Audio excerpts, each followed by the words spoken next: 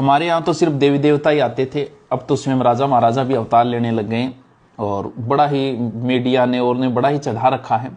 तो मान सिंह जी कहते हैं कि मैं मान सिंह जी ही हूँ, वापस अवतार लिया है।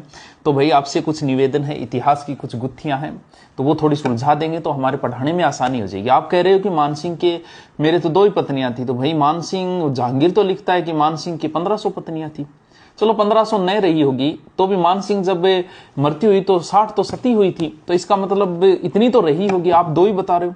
एक इतिहास की बहुत बड़ी समस्या है, अब आप ही सुलझा सकते हो।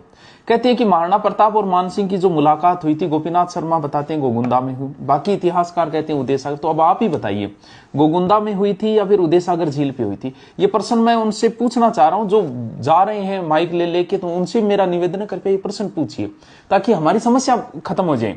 इसके अलावा कुछ इतिहासकार कहते हैं कि मुलाकात करने महाराणा प्रताप के पुत्र कुंवर अमर सिंह आए थे, कुछ कहते हैं महाराणा प्रताप आए थे। तो मान सिंह जी अब आप ही बताइए फिर कौन आए थे?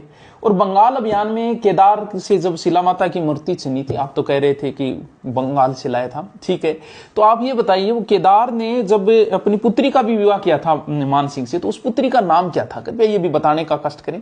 और जब लाहौर में आप रहे थे तो वहां आपका आमेर का जो झंडा है वो पंचरंगी झंडा है, तो वो 5 शासकों से आपने झंडे छीने थे अलग अलग कलर, तो उन 5 शासकों के आप नाम बताइए ताकि हमारे थोड़ा डाटा और भी इकट्ठे हो जाए।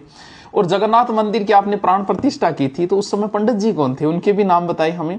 और आप कह रहे हो कि हमने खजाना, तो मान सिंह ने कौन सा खजाना दाबा था भाई? मान सिंह के समय खजाने की तो कोई बात ही नहीं थी।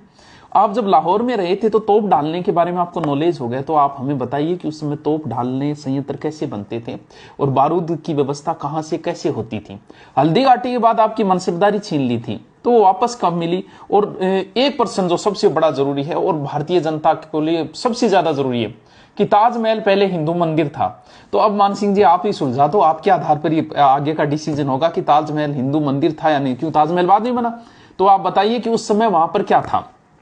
तो भाई पढ़ने दो बच्चे को और 2-4 जीके की बातें पढ़ के कुछ बातें तो आपसे निवेदन है कि इन प्रश्नों के जवाब दे, आप बहुत बड़ी समस्या का हल कर दोगे अब तो फिर क्या